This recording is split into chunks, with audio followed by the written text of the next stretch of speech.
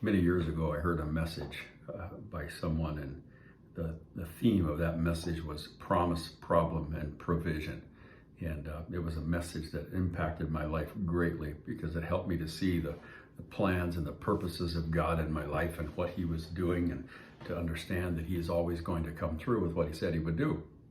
And our passage today in Luke 22 and Exodus 3, 4, and 5, there is a couple of verses that speak to this very issue that I think are important. I pray it'll be a help to you in going through some of the problems and the difficulties that you go through.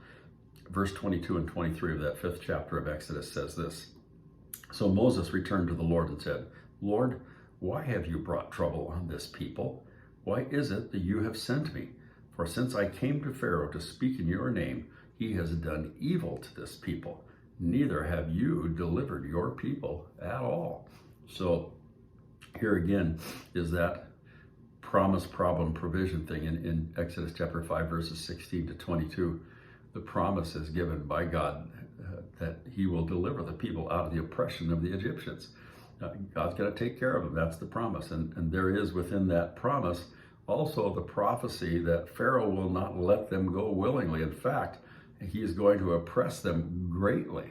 So there's the problem part of that whole thing. So they knew what was going to happen, not specifically, but they knew that Pharaoh would not do it willingly. In other words, they understood there's going to be a problem before the promise is fulfilled. But there is the promise, clearly stated, accompanied with the knowledge that it was going to get worse before it got better. So yet, here we find Moses complaining to the Lord that God was not fulfilling His promise. Interesting that God didn't chide Moses about this, but the important thing to see here is that the very thing that God promised happened. Didn't happen immediately, but it did happen. It shouldn't have been a surprise to Moses, yet it was seemingly a surprise to him. And I think the principle is the same today. We have the promises of God, the sure, certain promises of God, that He is working for our good, always. Do we believe it, I guess, is the question. But He's also promised that there would be tribulation in the world. That's not one of the, you don't go in a little promise box and pull that out and say, well, rejoice, this is really a good deal. I'm going to have tribulation in this world. That isn't the case. But God's promised that that's going to happen. It will take place. And we see that taking place on every hand. But that is not the answer or a sign of God's inability to do what He said He would do. It is rather a sign that He's going to do what He said He would do.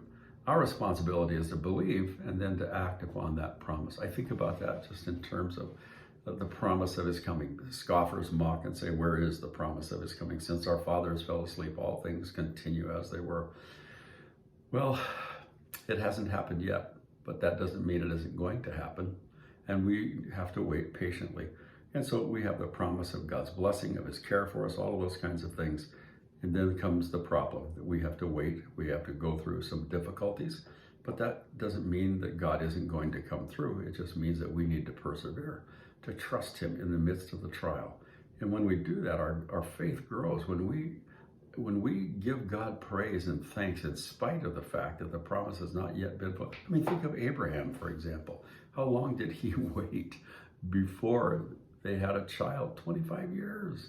What did he do in the interim? What was going on in his mind, in his head during that time? He trusted God, believed God, tried to help God out with Hagar, and Ishmael was born. But nonetheless, God still came through with His promise in His time.